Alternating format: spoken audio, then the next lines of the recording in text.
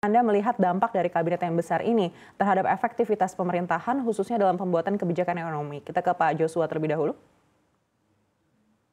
Saya pikir memang di satu sisi tentu kabinet merah putih ini di mana kita melihat bahwa pemerintah Pak Prabowo dan juga Gibran melihat adanya spesifikasi ya untuk bidang-bidang tertentu ini, artinya ada penekanan-penekanan tertentu ya untuk satu bidang tertentu yang harus spesifik ya dibawahi oleh satu menteri misalkan, artinya memang apa namanya concern dari pemerintah itu cukup penting ya terhadap bidang tertentu sehingga harus ada pemecahan dari yang tadinya satu kementerian menjadi 2 atau 3 kementerian.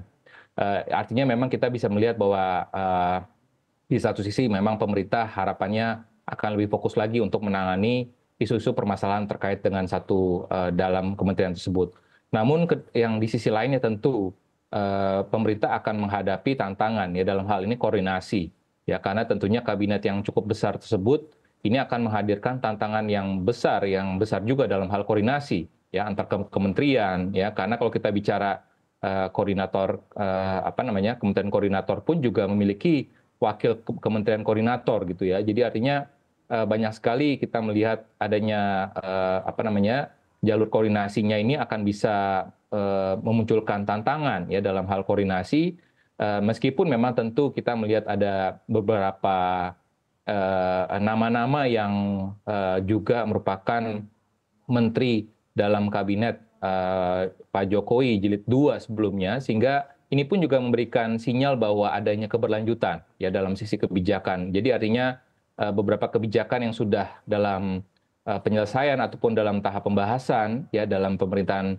Pak Jokowi sebelumnya jilid 2 ini bisa langsung gaspol istilahnya ya dalam pemerintahan Pak Prabowo saat ini gitu ya sehingga tentu ini agak mixed feeling ya kalau kita melihat kondisinya ya namun di sisi lainnya lagi ya tentu ini kita bicara efisiensi dan birokrasi tentunya ya karena dengan kondisi jumlah kabinet yang cukup besar tersebut artinya dari sisi anggaran pun juga ya ini perlu dipertimbangkan lagi ataupun kita perlu dilihat lagi nanti bagaimana anggaran belanja rutin, belanja barang ya karena ini akan mempengaruhi juga APBN ya nanti apakah pertanyaannya apakah akan ada APBN perubahan 2025 ya tentunya ini akan semuanya akan bergantung lagi bagaimana nanti postur dari sisi anggaran belanja rutinnya apakah ini nanti akan ada konsekuensinya dengan penambahan jumlah kementerian lembaga dari yang sebelumnya hanya 38 ya saat ini sebelumnya saat ini sudah menjadi 48 menteri dan sudah menambah juga 56 wakil menteri ya jadi saya pikir ini akan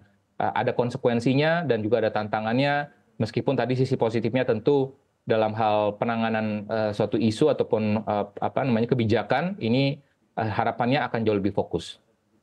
Baik, kita akan beralih ke Pak Budi. Pak Budi, kita tahu di posisi Menteri Perdagangan ini akhirnya justru diganti oleh pejabat karir begitu. Apakah menurut Anda ini menjadi sinyal baik keberpihakan pemerintah terhadap perdagangan Indonesia? Iya, saya kira mungkin masih terlalu dini untuk apa namanya mengambil komentar terhadap hal ini. Kita tunggu saja langkah-langkah apa namanya nyatanya terhadap hal ini.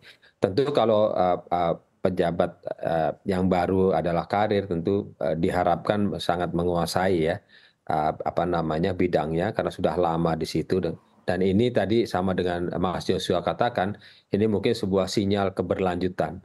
Jadi kalau keberlanjutan kan kesinambungan daripada kebijakan itu hendaknya bisa dipertahankan. Kembali buat pengusaha yang paling penting apa namanya kepastian hukum, kesinambungan kebijakan dan seterusnya itu sangat penting.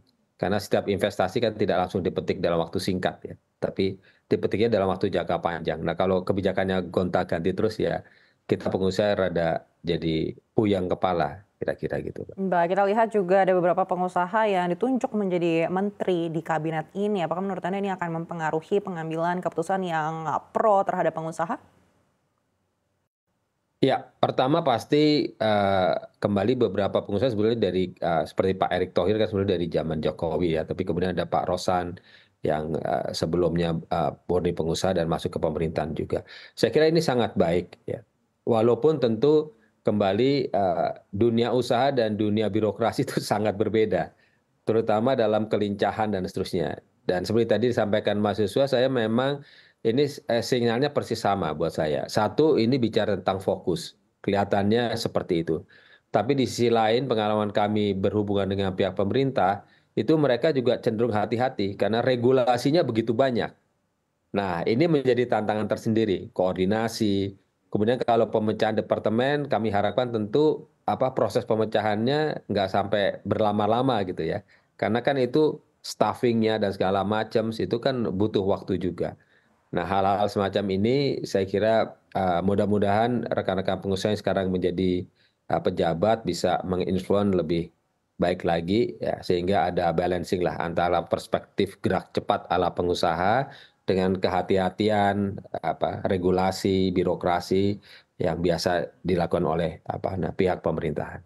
Baik, di kabinet sebelumnya kita juga sudah melihat ada beberapa nama pengusaha yang akhirnya menduduki kabinet begitu. Tapi dengan pengalaman tersebut, apakah Anda melihat ini memberikan perubahan yang cukup signifikan untuk dunia usaha? Ya, saya kira cukup baik ya.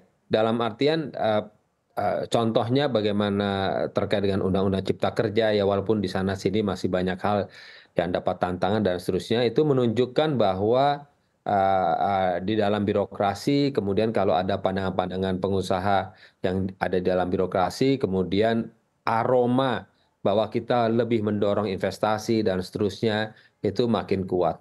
Jadi rasanya sih baik adanya dan saya kira ini perlu dilanjutkan terus.